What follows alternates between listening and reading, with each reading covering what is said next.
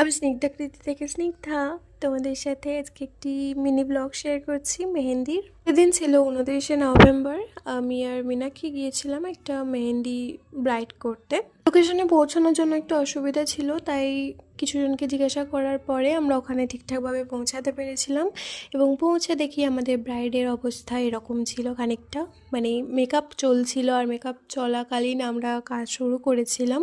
আর আমাদের কাজটা শেষ হওয়ার পরেই আমরা একটু শুকিয়ে নিই, নাহলে উল্টো দিকের কাজটা আমরা করতে পারবো না। তারপরে যে এখানে কিছুটা ফটোশ্যুট হয়ে যাচ্ছিলো, ফটোশ্যুটটা করার পরে আমরা আবার উল্টো দিকের কাজটা স্টার্ট করি এবং শেষ করার পরে এই যে ওভারঅল কাজ কেমন লেগেছে তোমরা জানিও।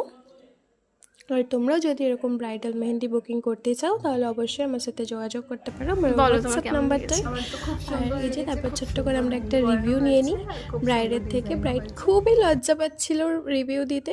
তারপরে আমরা ওখান থেকে বেরিয়ে আসি, অনেকটা রাত হয়ে গেছিলো। তারপরে আমরা অনেক ছুটে ছুটে এসে ট্রেনটা ধরি এবং তারপরে বাড়ি চলে আসি। আজকের মতো এখানেই, বাই।